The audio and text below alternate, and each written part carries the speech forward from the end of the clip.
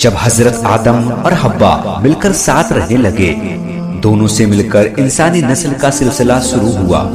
حضرت حوا کو جب بھی حمل ہوتا، دو جڑواں بچے جنم لیتے، ایک لڑکا اور ایک لڑکی۔ قابیل کا جنم ہوا تو ساتھ میں ان کی بہن عقلیہ بھی پیدا ہوئی۔ اسی طرح حابیل کا جنم ہوا تو بہن یہودا بھی پیدا ہوئی۔ خدائی حکم کے مطابق حضرت آدم علیہ السلام کی شریعت میں یہ قانون بھی تھا کہ ایک پیٹ کی بیٹی اور دوسرے پیٹ کا بیٹا آپس میں بیاہے جاتے تھے۔ حضرت آدم علیہ السلام نے اسی قانون کے مطابق ان کی آپس میں شادی کر دینی چاہیے، لیکن قابیل نے باپ کا حکم نہ مانا۔ حضرت آدم علیہ السلام نے حل یہ نکالا کہ دونوں بیٹے قربانی پیش کریں، جس کی قربانی قبول ہو عقلیہ اس کے نکاح میں آئے۔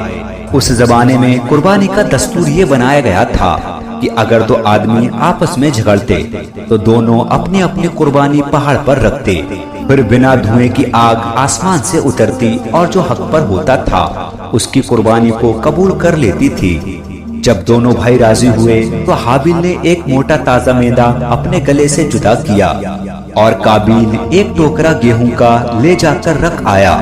جب یہ دونوں پہاڑ پر اپنی قربانی کو رکھ آئے تو خدا کی قدرت سے ایک آگ آسمان کی طرف سے آئی اور حابیل کی قربانی کو قبول کر لیا۔ قابیل جل اٹھا، بولا حابیل میں تجھ کو قتل کر دوں گا۔ حابیل بولے اللہ رب العزت تو پرہیزگاروں کی قربانی قبول کرتا ہے، اگر تم مجھ پر ہاتھ چلاؤ گے تو بھی میں تم پر ہاتھ نہ ڈالوں گا، میں تو اللہ پر بھروسہ رکھوں گا۔ لیکن قابیل تو جلن کا شکار ہو گیا تھا۔ اس پتھر دل نے موقع دیکھ کر حابیل کے سر پر ایک ایسا پتھر مارا کہ حابیل شہید ہو گئے۔ قابیل نے بہت بڑا گناہ کیا تھا۔ حابیل کے شہید ہونے پر قابیل جب ہوش میں آیا تو پریشان ہو اٹھا، بھائی کی لاش اٹھائے اٹھائے پھرتا رہا۔ سمجھ میں نہ آتا تھا کہ کیا کرے، کس طرح لاش کو دوسروں کی نظر سے چھپائے۔ پھر اللہ سبحانہ و تعالیٰ کے حکم سے دو کوے آئے، وہ بھی آپس میں لڑنے لگے۔ ایک نے دوسرے کو مار گرا دیا اور اپنے پنجوں سے زمین کھود کر اس کو گاڑ دیا۔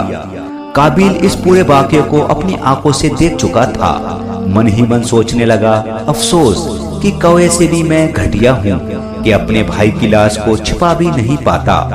پھر اس نے زمین کھودی اور بھائی کی لاش کو ڈھانپ دیا۔ قابیل کا یہ جرم اتنا بھیانک تھا، خدا نے حکم دیا کہ سزا کے طور پر اسے بھی قتل کرو۔